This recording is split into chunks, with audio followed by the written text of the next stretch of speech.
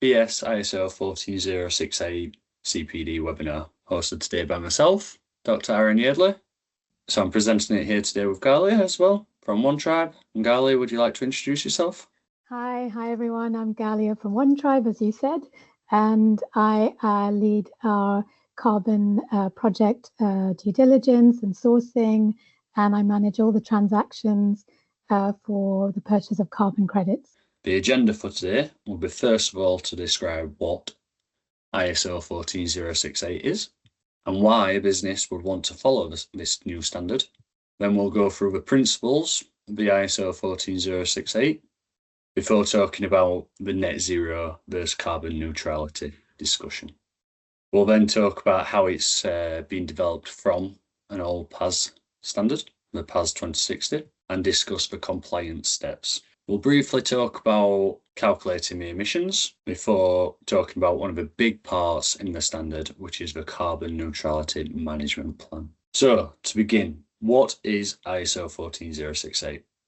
Well, ISO 14068 is the new standard from BSI, the international standard. It's actually just taken over from PAS 2060. And PAS 2060 were the previous standard which everybody followed for becoming carbon neutral. It's globally recognised, and it helps businesses really transition to low greenhouse gas emission activities. So you might be wondering why it's replaced the PAS 2060 standard. But the main reasons are because it's now stricter in its own standard. So before, the PAS 2060 really prioritised carbon neutrality, whereas now the ISO 14068 gets carbon neutrality, but then also really prioritises reductions, ones which align with science-based targets, enhances credibility, and it's now a globally applicable standard, whereas PAS were more of a national scope. So the main thing for me, the absolute main thing about ISO 14068 is that it now aligns and mandates with the 1.5 degrees Celsius reduction targets, which are so important. So essentially, it's just modernised the PAS 2060 approach. So ISO 14068 is extremely important as it allows businesses to really verify their claims. So if a business wants to say that they are carbon neutral, they want to showcase how green they are, then we really need to avoid the greenwashing. And we can do that by being accredited to ISO 14068. Why should businesses follow ISO 14068? Businesses are under increasing pressure to act on climate change. It's important to adopt measures which can really build trust, build transparency, and showcase what they are doing to reduce emissions. It's not just about offsetting and becoming carbon neutral. It's about managing it all the way through. So it can really help meet regulatory demands and stakeholder demands. It can really help improve environmental performance, and it gains that competitive advantage.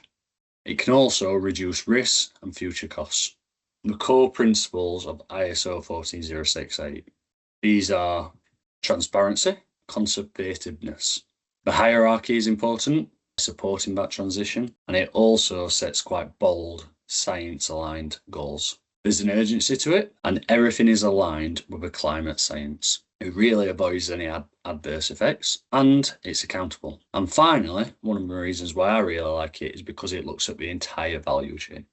ISO 14068 is all about becoming carbon neutral. It's all about carbon neutrality. So it's really important that you understand the difference between net zero and carbon neutrality. Now, in my opinion, the main thing to really remember is that carbon neutrality is possible now. You can do that right now. Whereas net zero is more of a long-term goal. It's where we want to get to. It's what we want to do. Carbon neutrality is a stepping stone on the way to becoming net zero. And every year, you should be able to offset less and less emissions until eventually your carbon neutrality becomes you being net zero. I've already mentioned this a little bit, but why is ISO 14068 replacing PAS 2060? According to the standard, companies must have them plans to become net zero. They can't just settle on being carbon neutral.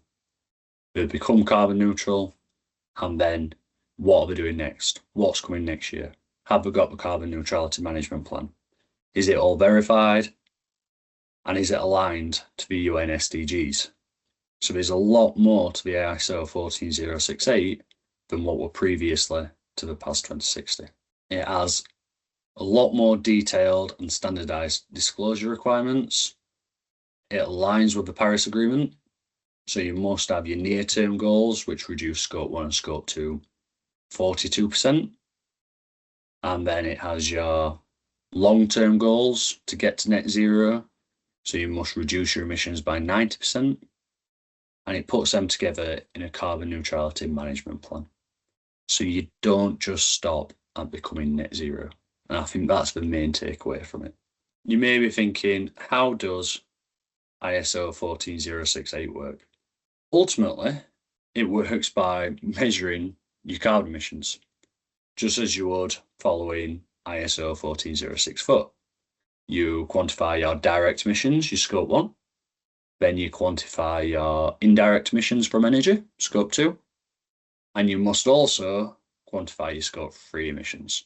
These should all be identified, evaluated, and any exclusions need real severe, significant justification. Otherwise, you should be calculating your carbon footprint for the entire business. That's all Scope 1, all Scope 2, and if you're following the Greenhouse Gas Protocol, all 15 categories in Scope 3. And then you can commit to being carbon neutral because you can offset your emissions. And ultimately, from there, you develop a plan because you've got yourself to carbon neutrality, but what are you doing next? What's the next steps? What targets have you got? Are we aligned with climate science? And then what actions have you got to reduce your emissions and become and hit them targets? Every year you need to be reporting your emissions, and every year you need to be reviewing your carbon management plan. You need to ensure that your actions are aligned with other sustainability goals from the UN SDGs and that you're not impacting anything else. Essentially, it comes right from top management. The top management is responsible for achieving and demonstrating carbon neutrality. It must put together a big statement to showcase that everybody in the business is working on it and to showcase that it's got that support and the backing which it really needs to make a difference. And calculating the carbon emissions is a huge part. It's a massive part because if you don't do that correctly, then it doesn't start. So your calculations must be completed following either the Greenhouse Gas Protocol or the ISO 14064. They're both very similar, extremely similar. They both use Scope 1, Scope 2 and Scope 3 emissions. But the Greenhouse Gas Protocol, that shows your Scope 3 emissions in 15 different activities, as you can see here in this image. You've got your upstream activities and you've got your downstream activities. And then, once you've calculated your emissions, what are you doing to reduce them? What is your roadmap? So you need to start by setting clear targets right from the baseline year, that first year you've done them. So you outline your reduction targets. These need to be aligned with climate science.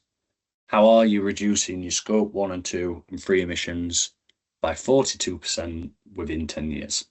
And then before 2050, what is your plan to become net zero? How are you reducing your emissions by 90%? You identify suitable offsets, make sure that they are creditable, and ultimately you become ISO 14068 accredited. And thankfully, I was able to work with Crown Oil to actually make them a carbon neutral fuel distributor. They've been accredited to PAS 2060 for the past few years. And as soon as this new standard came out, we got in touch with BSI and became a certified carbon neutral company to ISO 14068.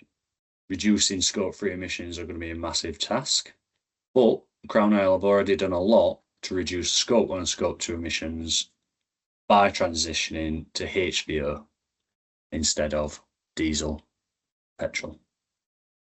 Another huge challenge can be keeping up with climate science.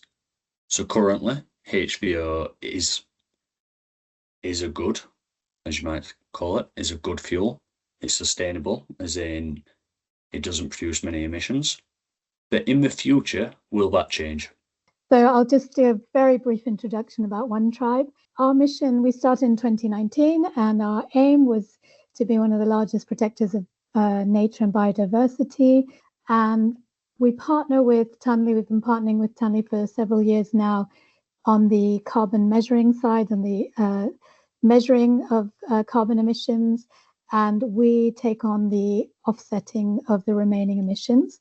And we do work like the ISO 14068 with a science-based strategy for carbon neutrality and net zero. As Aaron had said, the ultimate goal is net zero. We are accredited and certified by B Corp as well as ICROA, and we're also a member of the UN Climate Decade for Ecosystem Restoration. And the UN Sustainable Development Goals is the role of carbon offsets. We've discussed a little bit about the need for carbon offsets to claim carbon neutrality now. And first of all, it's measuring, then monitoring and reducing your emissions, and then offsetting unavoidable emissions, what cannot be reduced and removed. So at the moment, because it's a lot harder to reach net zero, carbon offsets are a simple way to have an effective impact, positive impact, and mitigate emissions that cannot be reduced. And I wanted to chat a little bit about what beyond value chain mitigation means. It's part of the Science-Based Targets Initiative's framework.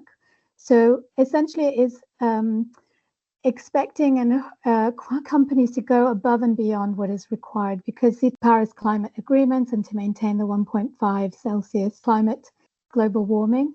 And by doing more than is expected, companies have an opportunity to really contribute to that. What the requirements are for credible, for high integrity carbon offsets. So first of all, they must be transparently reported. So you must be able to report the carbon credits that you've purchased, traceable and verifiable, and there must always be a link to your company's climate neutrality claim. So really the main thing we want people to recognize that it's not a substitute for action, but it's definitely carbon offsetting is a part of it. And what makes carbon projects high integrity? So the voluntary carbon market has several methodologies. So you can't just create a carbon project. You can't say, oh, I've got trees here. It has to go through the registry's methodologies, and they're all science-based and third-party validated.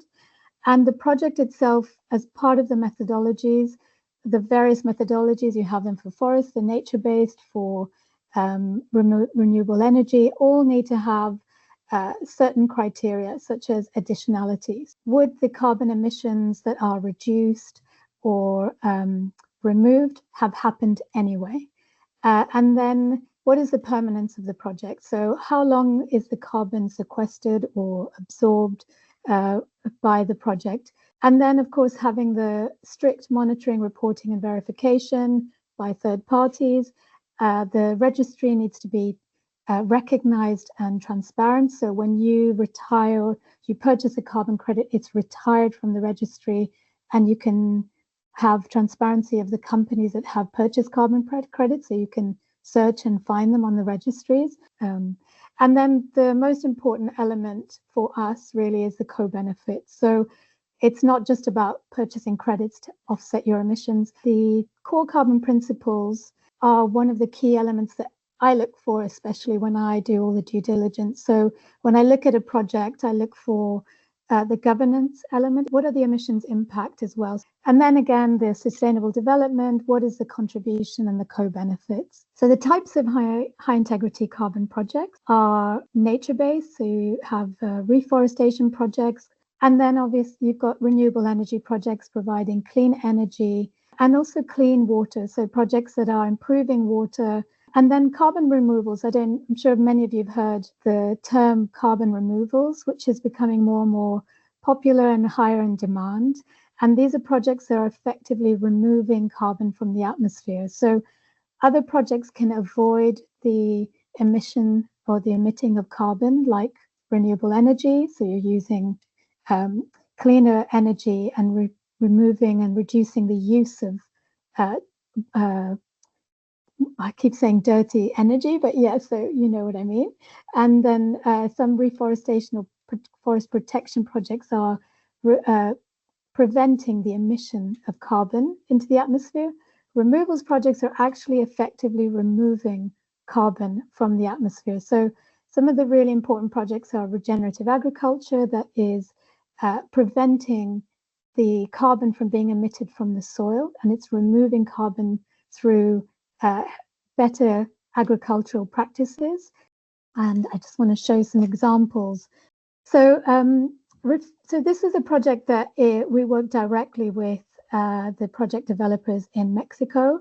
And it's a really exciting project because not only is it a reforesting project, so it's an ARR project, so afforestation, reforestation, revegetation project that is removing carbon by planting trees. It's also protecting the jaguar from that habitat. That was, a lot of the jaguars were no longer in those regions because of over farming and just problems with the land. So this project is really enhancing the biodiversity and sequestering over 330,000 tons of carbon annually. And I wanted to touch briefly on the common myths and misconceptions. The first one obviously is it's just a license to pollute. Companies, corporates can just emit and then purchase carbon credits. Companies can no longer just pollute and offset. So that's a really important development. All offsets are low quality, and there are a lot more standards now and a lot more scrutiny to improve the projects, improve the market. This is constantly evolving, and the offsets don't deliver real climate change, delivering measurable impact that can be quantified now. Brilliant. Well, thank you very much, everybody, for joining today. I hope you all enjoyed the webinar. We'll hopefully speak to you soon. Thank you. Thank you. Bye.